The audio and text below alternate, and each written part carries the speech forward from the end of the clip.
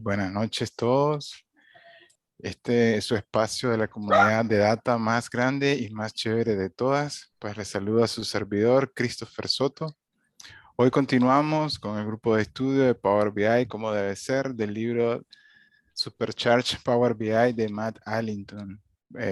Hoy tendremos repaso de los chapter 12, 13 y 14 y hoy tenemos a nuestra speaker favorita, Andrea Vázquez. Sin más preámbulo, el escenario es suyo.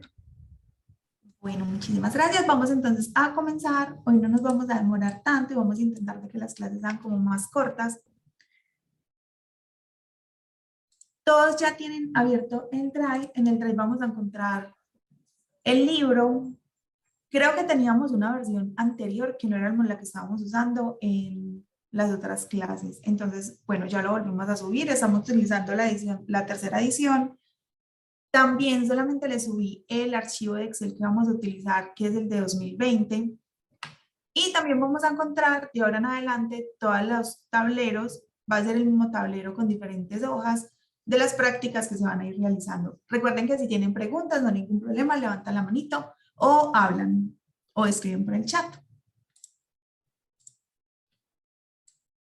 Vamos a comenzar, vamos a cargar los datos. Estos van a ser los datos que vamos a utilizar en las primeras sesiones, son como hasta la sesión 20, algo así como hasta el capítulo 20.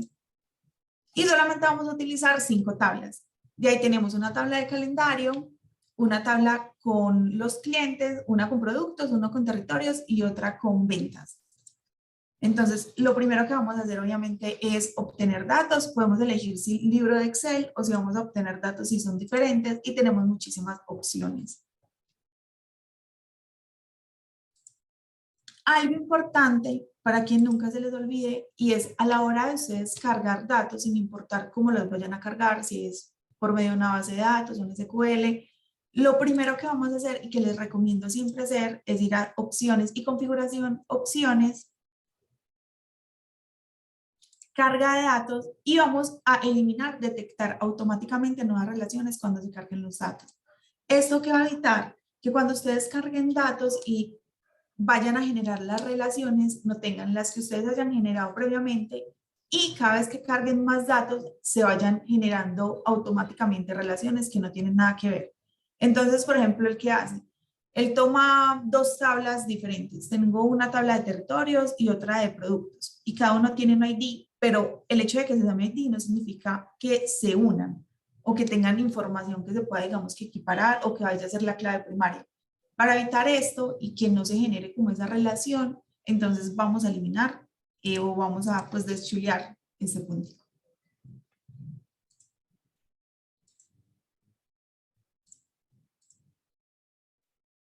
Vamos entonces a abrir nuestros datos, son los mismos con los cuales ustedes ya han trabajado. Tenemos varias tablas, pero como vamos a empezar, pues todavía vamos en el capítulo 13, entonces vamos a bajar solamente las tablas que vamos a utilizar. Calendario, que igual ahorita vamos a crear nuestro propio calendario. También vamos a bajar Customers.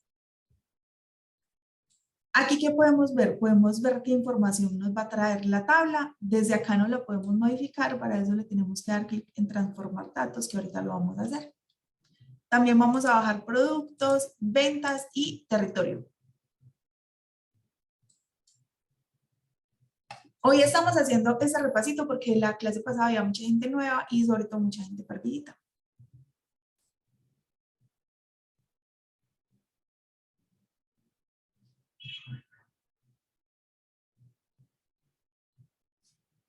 Para evitar que se demore cargando. Ah, bueno, ya cargo, pero aquí también lo tengo. Aquí tenemos entonces nuestro Power BI. ¿Qué es lo primero que vamos a ver? Tenemos la opción de filtros, visualizaciones y campos. En campos vamos a encontrar cada una de nuestras tablas, las tablas que acabamos de descargar. En la segunda pestaña vamos a tener los datos, digamos las columnas de cada una de las tablas. Y vamos a poder decidir si queremos que la tabla se vea o si la queremos. Voy a hacer un poquito o más grande, compadre. O si deseamos que la tabla no sea visible. Algo importante es, desde aquí podemos, por ejemplo, cambiar los nombres. A esta tabla le vamos a cambiar nuestro nombre.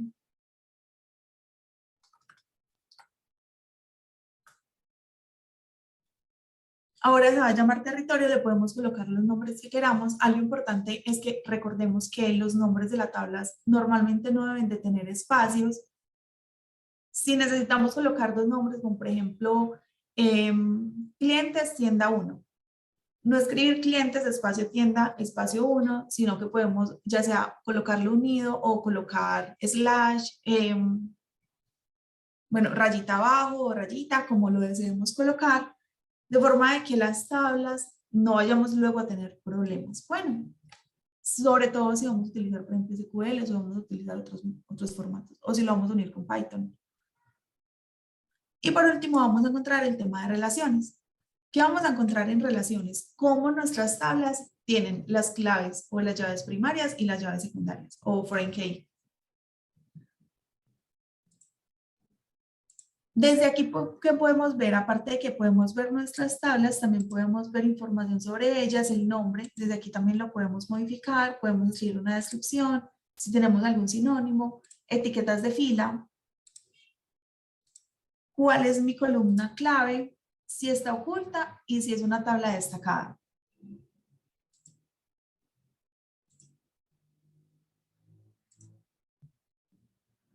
Algo importante con la tabla de fechas es que normalmente lo que hacemos para decidir cuál va a ser la tabla que va a tener las fechas es marcarlo como tabla de fechas. Recordemos para qué es que se crean las tablas de fechas. Normalmente se crean para unir tablas que no tienen alguna relación, pero que las dos las podemos filtrar por la fecha en la cual, por ejemplo, se vendió tal producto y se genera una nota crédito, o se genera una factura y se genera una nota crédito y, por ejemplo, no tenemos en la nota crédito el número de factura. Como para todo este tipo de relaciones, normalmente cuando una relación se va a generar de varios a varios, es una muy mala idea, entonces utilizamos tablas como tablas de fechas.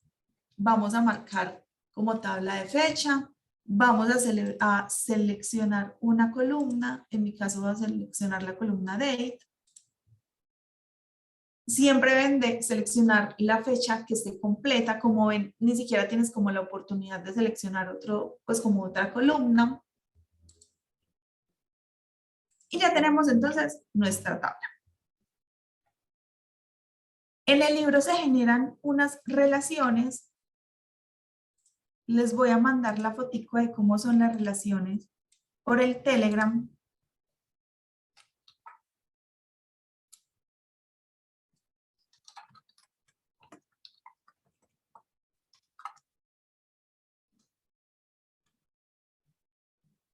Y la idea es que en el tablerito cada uno lo vaya generando.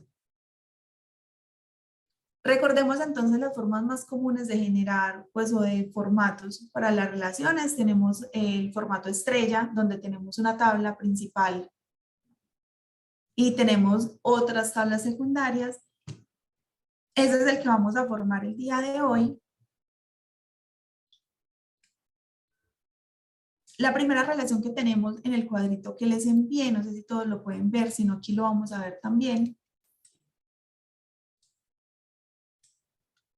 Tenemos entonces que nuestra tabla principal es la tabla de ventas.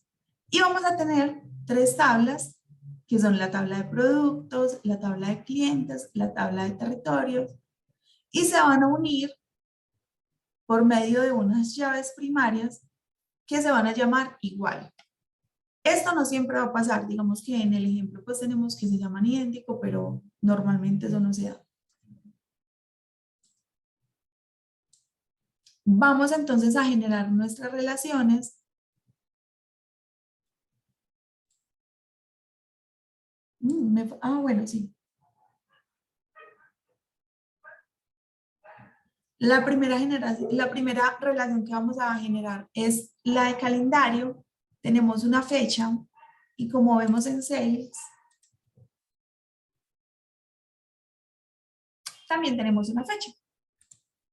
Vamos entonces a generar esta unión. Algo importante que quiero que vean es cómo se generó la unión.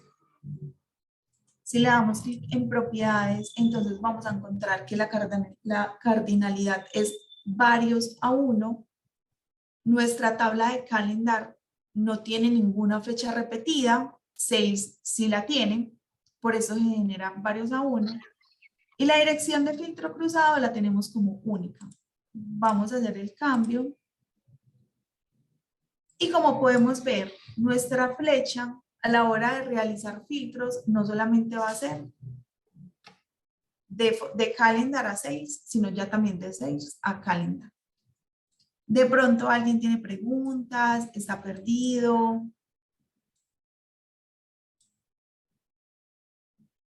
Vamos bien.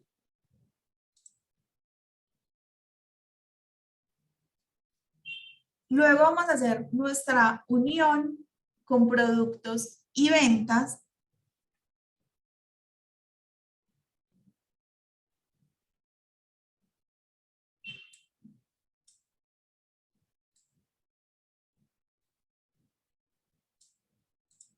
Quiero que vean algo importante y es que siempre debemos de generar una relación de varios a 1 o de 1 a 1. Cuando veamos que en esta relación tenemos un asterisco, aquí tenemos otro asterisco, o sea, que es de varios a varios, no debemos de utilizar esa relación, ya que se pueden generar problemas a la hora de generar filtros y segmentar información en los tableros. Cuando se genere este problema, lo que vamos a hacer es crear una tabla que va a ser como un puentecito, ya sea con información única. Por ejemplo, yo tengo nombres de clientes, sus ventas y también sus facturas. Para evitar de que se genere la relación varios a varios, lo que vamos a hacer es que vamos a tomar la columna clientes y vamos a generar, por ejemplo, una nueva tabla donde tengamos valores únicos. O si tenemos fechas con la tabla de calendario. También vamos a unir customer.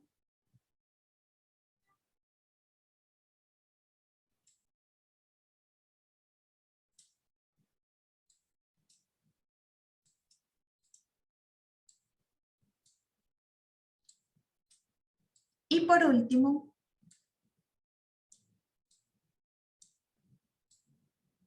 vamos a unir territorio.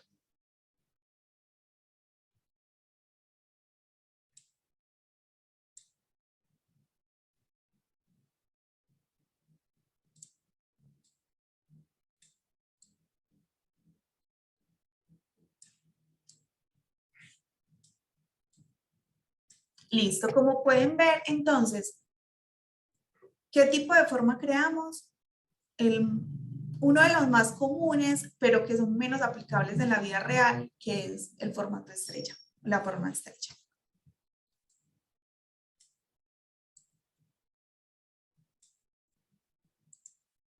En este caso, nosotros tenemos nuestra tabla calendario ya creada, pero tenemos diferentes formas de crearla. Ya sea que creemos una nueva tabla, donde podemos utilizar, por ejemplo, Calendar Auto. Bueno, la más común es Calendar Auto. O en su defecto,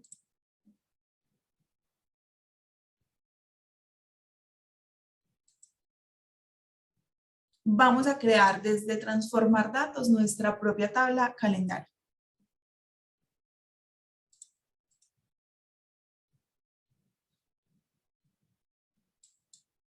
Listo. Ahora, ¿qué vamos a ver? Vamos a ver cuáles son nuestros datos, qué información traen, porque al final esta información es la que vamos a usar para crear todos nuestros tableros completos.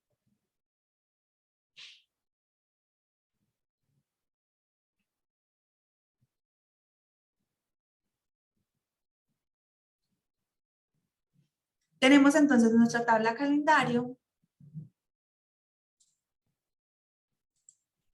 ¿Qué es lo primero que vamos a encontrar? Las propiedades que tenemos el nombre del calendario y vamos a tener los pasos que se han aplicado. Los pasos pueden cambiar de nombre.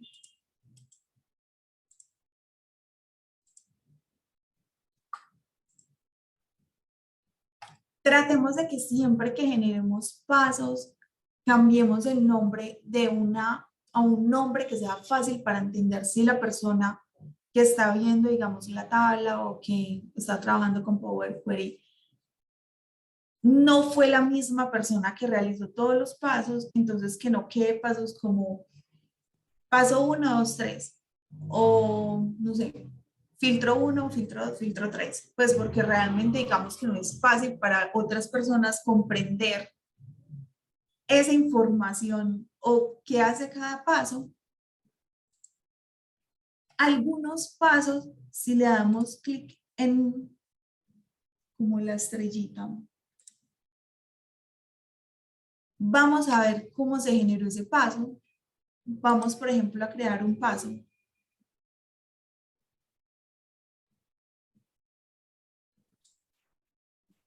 Vamos a tomar el año.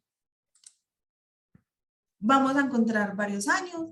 De aquí entonces vamos a seleccionar todo y vamos a elegir solamente 2 años. ¿Qué es lo primero que vamos a ver? Quiero que vean que no creé el paso, no fue el último paso, lo creé entre pasos. Esto lo podemos hacer.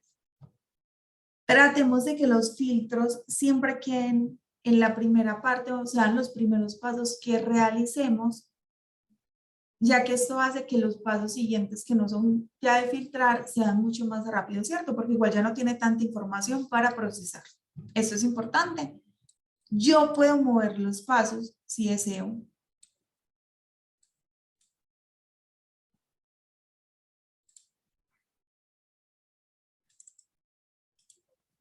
Y si le damos doble clic, vamos a encontrar qué fue ese paso, cómo se creó. Igual si le damos acá, como vemos, doble clic o darle clic en la bolita, da como lo mismo. Vamos a cambiar el nombre.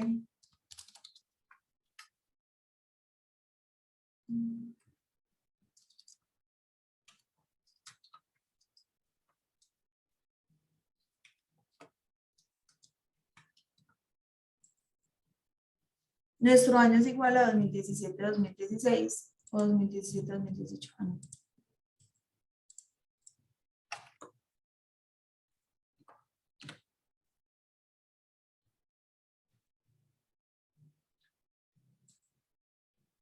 Y ya pasamos a qué vamos a ver bueno, en la lista como de herramientas. Recordemos que nos encontramos no en Power BI directamente, sino ya en Power Query. Podemos agregar nuevos orígenes, o sea que yo puedo traer tablas sin necesidad de encontrarme en Power BI. Puedo utilizar orígenes recientes. También podemos especificar datos. Lo que vamos a hacer es que vamos a crear nuestras propias columnas, ya sea que copiemos, entonces podemos, si tenemos por ejemplo una tabla en Excel, le podemos copiar y pegarla acá, o podemos crear nuestras propias tablas.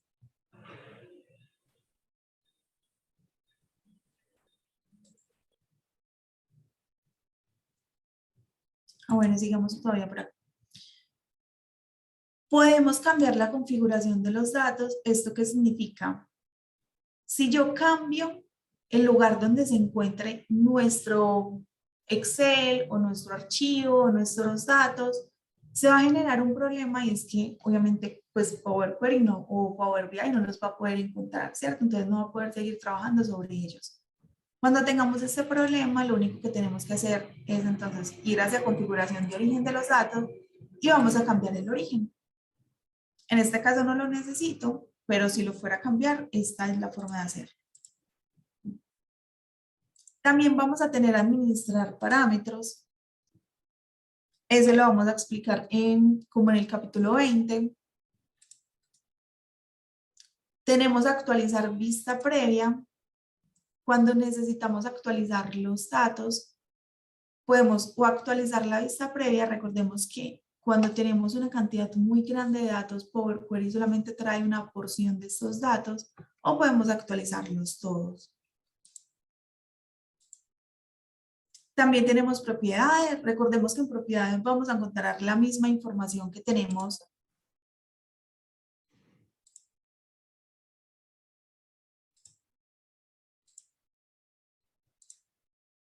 en la información de nuestras tablas.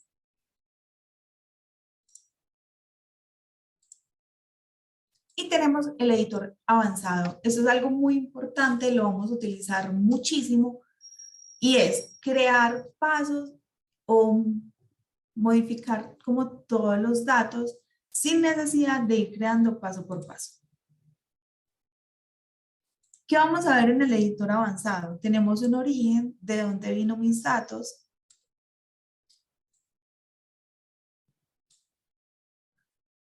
Nuestro paso entonces es origen. Luego tenemos que cambiamos los nombres de los encabezados.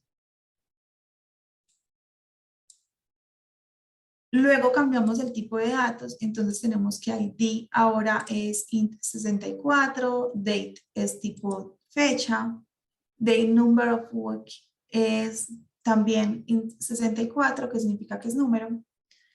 Y también vamos a encontrar el filtro que yo creé. Entonces tenemos el filtro año, el tipo cambiado, donde tenemos que el calendario es igual a 2017 o 2018.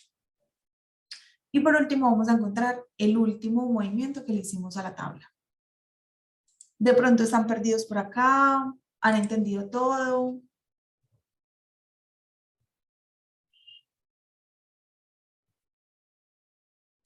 Julio tiene preguntas. Hola, Andrea.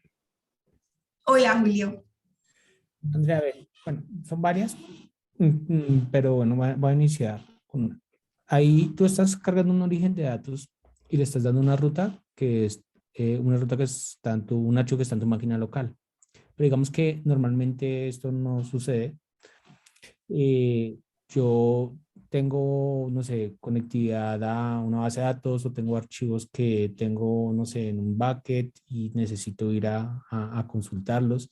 Entonces, cuando nosotros generamos el reporte y tenemos rutas externas, en ese caso, para leer los archivos, ¿cómo manejas esos casos puntuales? ¿Y dónde lo tienes? Por ejemplo, si yo no sé, si lo tengo en ODBC, o si lo tengo, no sé, en Athena, o si lo tengo en Google Sheets, que es Sí. ahora muy común. O en un bucket, por ejemplo. O sea, digamos que acá tú para tus desarrollos estás apuntando a tu archivo local. Pero digamos que ya, si vamos en términos empresariales, donde yo tengo archivos en diferentes rutas, esa ruta se pueden parametrizar en los parámetros que nos dices que vamos a ver en el 20, o cómo se modifican esos parámetros cuando los vas a publicar para que las diferentes áreas de la organización puedan entrar a consultar esos reportes y acceder a esos datos. Sí, eso lo vamos a ver después. Vamos a ver y vamos a utilizar diferentes fuentes de datos. Habíamos elegido AWS, habíamos elegido SQL, pues una tabla en cada una, ¿cierto? Teníamos una.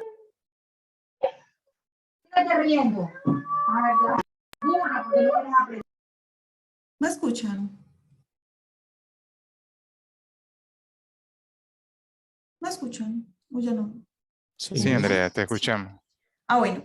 Entonces, ¿qué vamos a hacer después? Vamos a tomar las tablas que quedaron faltando, las que vieron que no separamos o digamos no llamamos, las vamos a llamar de otra manera. Vamos a crear una tabla en AWS, eso no lo vamos a hacer en esta clase, simplemente lo vamos a llamar. También vamos a llamar otra de Google Sheets y también vamos a llamar otra de Google SQL Server, para que aprendan a unir diferentes tipos de datos en un mismo tablero y cómo los podemos utilizar, y cómo, si por ejemplo cambian la ruta de los datos, sobre todo en Google Sheets, que ellos cambiaron hace poco My Drive pasó de MyTribe a mi unidad y todos tuvieron que modificar, digamos que las rutas. Entonces, bueno, eso lo vamos a aprender después. En este momento solamente vamos a utilizar, pues digamos que lo básico que es Excel, llamarlo por medio de Excel, y vamos a aprender las fórmulas que actualmente están en el libro hasta el capítulo 15. Hasta el capítulo 15 tenemos fórmulas muy básicas, ya ahí digamos que son fórmulas mucho más grandes. Y la idea es que entonces la próxima clase comencemos a montar nuestro primer tablero completo con filtros, segmentación. También vamos a tener el tema de borrar todos los filtros con un solo botón. Y vamos a empezar a utilizar cada una de las, digamos, fórmulas que ya aprendieron, ¿cierto? Las que ya vimos. No vamos a ver nuevas, sino que vamos a ver todas las, vamos a retomar todas para utilizarlas en un mismo tablero. No sé si de pronto tienes otra pregunta. Pues en este momento no lo vamos a mirar tan a detalle el tema de los datos, pero sí como en 2 semanitas. Sí, Julio. De nuevo. Bien, listo. Ok, acá cargamos un archivo pequeño que, ¿cómo se abordan los casos donde tú consultas una fuente donde tienes gran cantidad de registros? Aquí pues se carga en memoria, o sea, creo que lee el archivo y lo carga en un sistema de archivos propio y queda ahí en tu máquina, ¿no es cierto? Pero cuando me conecto a una fuente donde tengo gran cantidad de registros que necesito analizar, de recomendarles es si hace la carga, conectarme directamente a la fuente y extraer los datos o hacer una extracción de datos bajo demanda con, no sé, con análisis service. ¿Cómo, cómo abordar cuando tenemos una masividad de datos mayor? Bueno, algo importante es nunca utilizar la base de datos directamente, nunca. Recuerden siempre utilizar copias de seguridad o tener copias especiales solamente para utilizar en Power BI. Nunca usen los datos directamente. Por muchos temas, por temas de seguridad, por temas de posibles pérdidas de datos.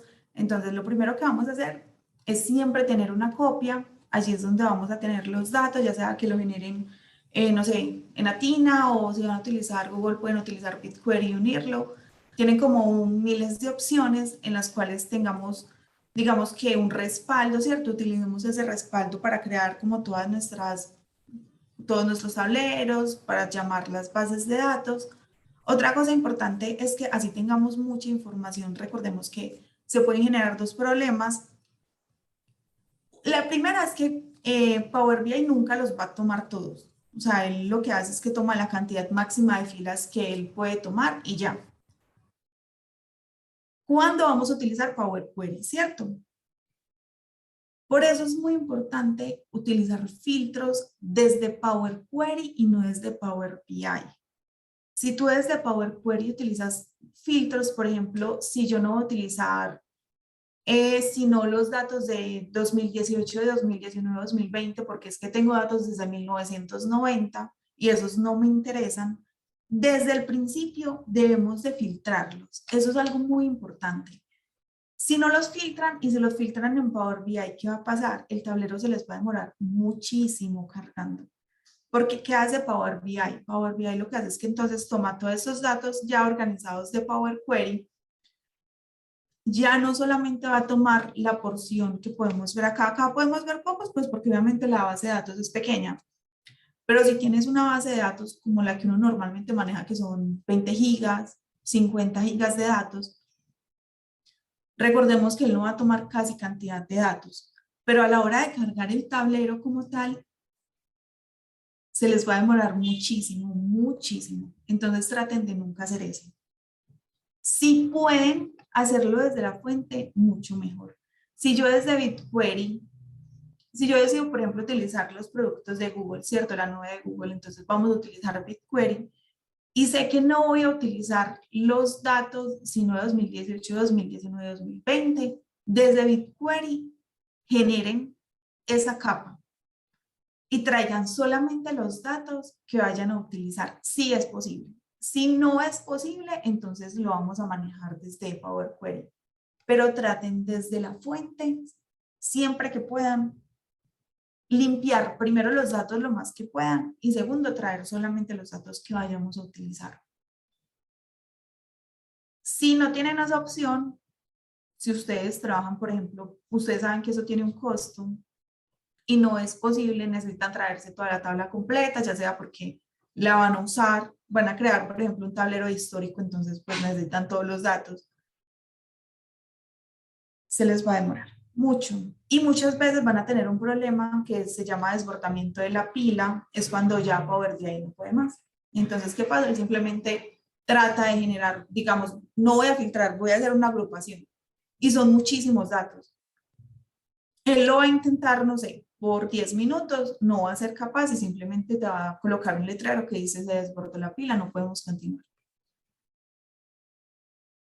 Para evitar esto, traigamos solo los datos que vayamos a utilizar. Entonces, temas importantes, desde la fuente tratar de modificar los datos como los queremos usar, o sea, traerlos lo más limpios si es posible. Y segundo, nunca utilizar la base de datos real, sino ya sea una copia o, bueno, lo que queramos usar, pero tratar de nunca utilizar la base de datos original. Recuerden que nosotros utilizamos, por ejemplo, muchas veces, aunque algunas organizaciones lo tienen prohibido, pero si ustedes van a utilizar, por ejemplo, visualizaciones que no son estándar, sino que son de terceros, eso es importante. Cuando nosotros vamos a cargar objetos visuales que no se encuentran como en estas opciones, normalmente son visualizaciones creadas por terceros, todos. Entonces, por ejemplo, aquí podemos ver que Zoom Charts tiene una opción, es Pro, debe ser paga. Tenemos que Mac LLC, todos los datos por seguridad, uno no sabe, ¿cierto? ¿Qué pueda pasar? No utilizar las bases de datos originales. Y si ustedes van a utilizar en sus empresas Power BI, recuerden tener muy claro si en el temas de seguridad que ustedes manejen, si manejan, por ejemplo, datos muy sensibles, sí pueden utilizar objetos visuales que, pues, que sean llamados de terceros. Otra cosa importante con el tema de los datos, los objetos visuales de terceros, es que castigan en tiempo. Si ustedes tienen un tablero y de pronto los van a medir por tiempo, recuerden que el hecho de utilizar este tipo de gráficas castigan tiempo. Se demoran mucho más para cargar. Mucho no es mucho, son segundos, pero ustedes saben que si es el tema del tiempo.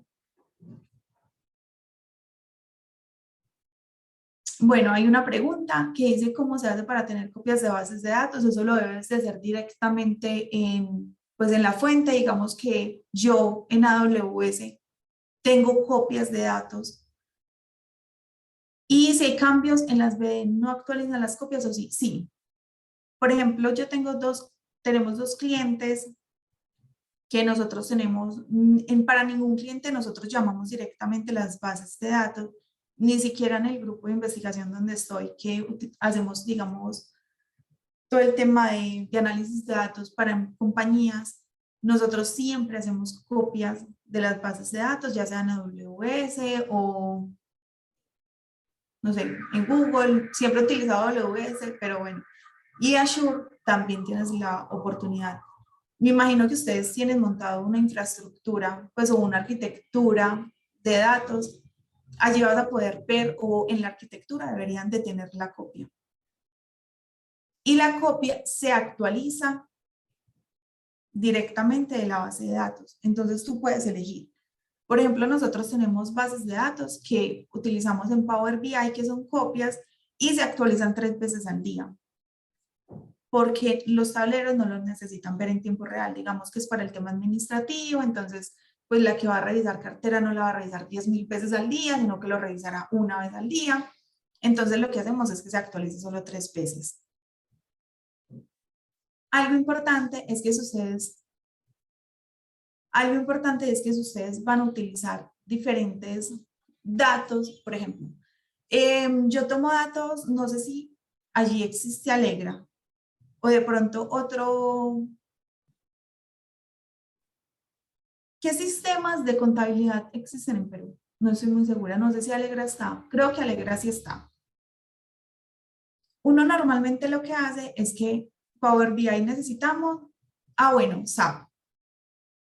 No estoy segura con el tema de la seguridad que tiene SAP, que tiene de pronto otras empresas. No sé si es SAP la grande o es otra empresita. Tú normalmente lo que haces es que creas un robot. Entonces tú haces un RPA que ingrese a esta plataforma, en este caso sería SAP, tome los datos, ¿cierto? Los lleve directamente a una base de datos que puede ser en AWS, puede ser en Google, de forma de que los datos siempre estén actualizados. Y allí entonces, si tenemos que el RPA a las 6 de la mañana, a las 12 y a las 8 de la noche, toma los datos, entonces yo voy a tener que mi base de datos, mi copia, se actualice a la 1 de la tarde, a las 7 de la mañana y a las 9 de la noche, por ejemplo, ¿cierto? Entonces allí tenemos de que cada vez que el RPA tome datos, el RPA lo que va a hacer es nutrir la base de datos original y yo necesito que después de que se nutra la base de datos original, entonces se nutra la copia que es la que yo estoy utilizando para Power BI, ¿cierto? Además de eso, en Power BI Server, o sea, no directamente en el desktop, sino ya en la nube, lo que vamos a hacer es que vamos a configurar cada cuánto se van a actualizar los datos. Entonces vamos a hacer una actualización programada. Cuando terminemos yo tengo entonces el Power BI Pro, vamos a montar pues digamos que el tablero que formemos, lo vamos a subir. ¿Y qué vamos a hacer? Ese tablero que vamos a subir, lo vamos primero a que los datos que vamos a subir para AWS, que solamente va a ser una tabla, se actualice, no sé, cada 3 veces al día. Y también el tema de cómo se actualiza si de pronto falla la actualización, ¿cierto? ¿Y por qué puede fallar?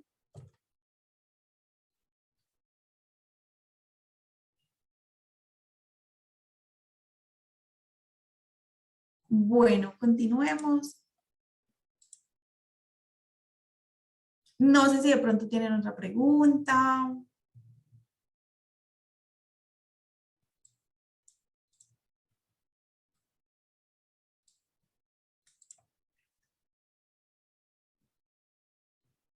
La extracción y actualización la hace el RPA dependiendo si tú tienes un RPA o si tienes otra forma. Si, por ejemplo, tú tienes una página web y mides todo el tema con Hotjar.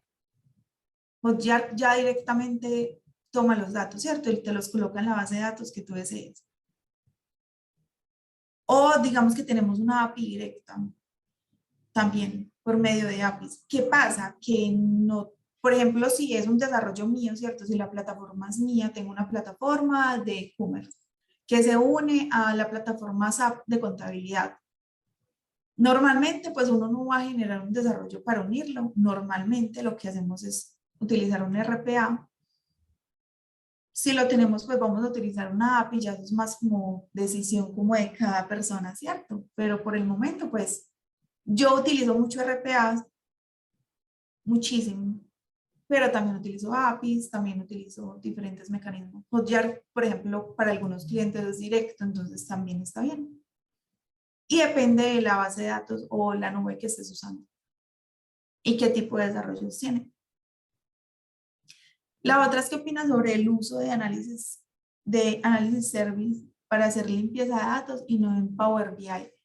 Recordemos que todo lo que sea directamente en Power BI quita tiempo y pesa. Entonces, todo lo que podamos hacer fuera de Power BI es mejor técnicamente, ¿cierto?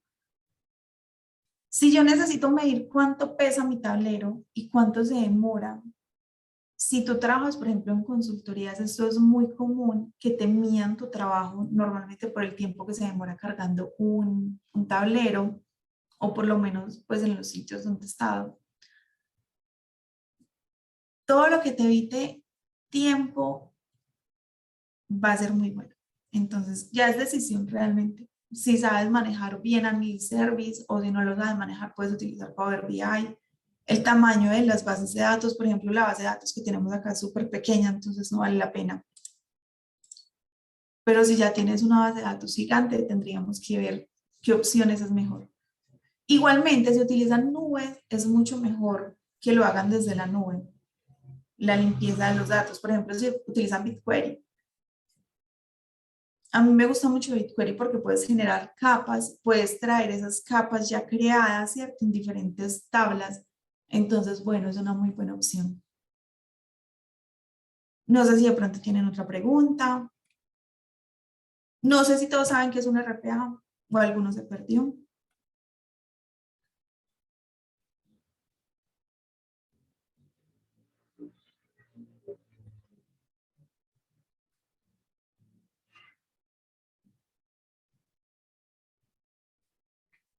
Ah, bueno, ¿qué es una API? Una API lo que hace es que llama.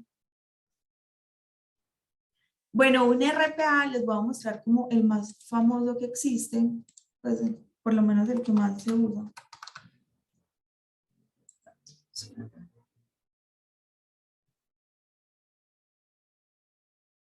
El otro que es muy famoso es Power Automate.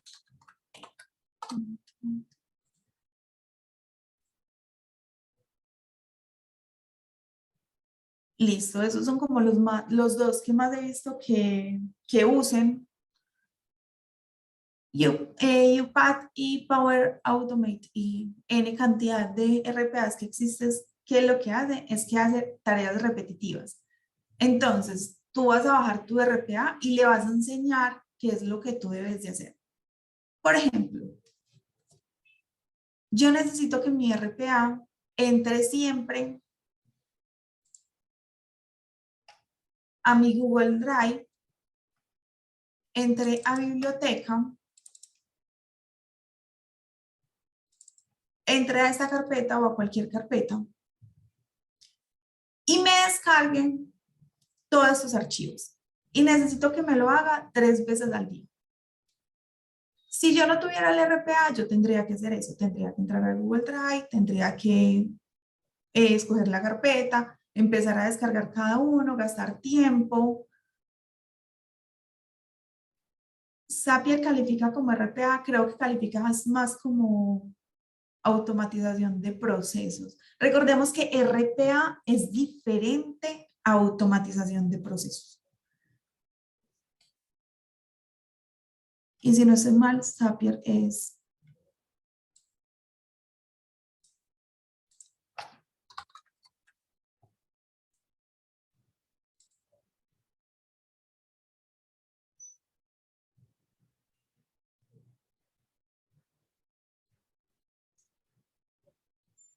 No, no, creo que Zapier es automatizador de procesos.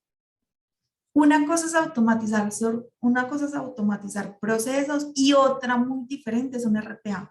Un RPA es un robotcito muy básico o digamos que puede ser complejo, pero ¿qué hace el RPA? Hacer tareas repetitivas. Yo necesito que el RPA abra, no sé, abra este Google, entre a Google Drive, le dé clic a esto, luego le dé clic a esto, luego me descargue esto y me meta esa información en tal carpeta o me lo suba a tal sitio. Ya, eso es todo. Un automatizador de procesos, también llamado EPN, lo que hace es que crea literalmente un proceso. Entonces, yo vendo. No, yo tengo un nuevo cliente. Entonces, el cliente, yo le debo de enviar, cuando el cliente, un asesor, por ejemplo, el asesor entra al automatizador de procesos y activa el flujo. ¿Cómo lo activa? Por ejemplo, con un formulario. Escribe el nombre, el correo, enviar. Ahí se activa el flujo. Cuando se activa el flujo, entonces pasamos a otra tarea. La otra tarea es enviarle al cliente, no sé, un documento para firmar. Si pasan 3 horas o pasan 3 días y el cliente no ha firmado, enviarle un correo recordándole. Si pasan más de 3 días después del correo, entonces terminar ese flujo y enviar ese cliente a una base de datos que diga que el cliente no pudo ser creado porque nunca quiso firmar. Y si firma, entonces pase a otra tarea. Y entonces esa otra tarea es revisar los datos, ¿cierto? Del formulario. Entonces ya esa tarea le llega un correo a un asesor específico o le llega una alerta o le llega un Teams, lo que sea, diciéndole, hola, tenemos un nuevo cliente, por favor revisa sus datos. El automatizador de procesos es literalmente automatizar un proceso entero, mientras que el RPA es simplemente automatizar tareas repetitivas específicas y que no van a cambiar en el tiempo. Eso es algo importante.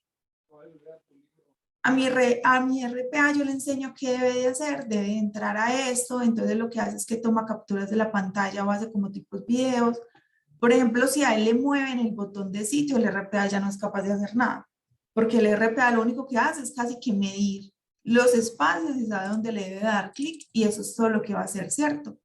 Sabe que debe señalar todo y descargar. Y eso es todo lo que debe hacer. Bueno, ya nos tenemos que ir yendo. Les voy a colocar el archivo como lo tenemos, pues con los cambios de nombre. Todos los cambios los vamos a utilizar en la próxima semana. Ya entonces la tabla territorio se va a seguir llamando territorios para todo el libro, ¿cierto? Sí, RPA es como un macro de video. En la próxima clase, o sí, como en la próxima reunión que vamos a tener, entonces ya vamos a empezar a montar como tal, como el proceso, y vamos a terminar de ver qué son las herramientas. Ay, tan lindo Luis, muchas gracias. Bueno, entonces nos alejamos, cuídense bastante. Recuerde que si tienen preguntas me pueden escribir al celular. Telegram no lo veo mucho porque me escriben muchísimo por WhatsApp, pero sí por... Ahora, ejemplos de API, podemos crear una API falsa, la podemos hacer en un mockup simplemente y la llamamos, pero recuerden que las APIs no se llaman para Power BI, sino para traer datos, por ejemplo, a AWS. Bueno, les voy a colocar el número, entonces, venga, yo se lo escribo por acá. Cualquier pregunta que tengan, estoy disponible para ustedes.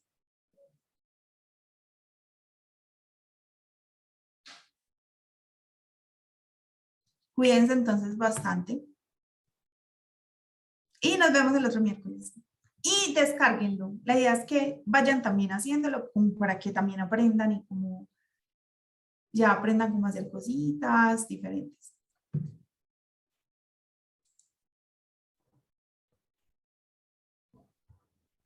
Muchas gracias, Andrea. Bueno, cuídense bastante.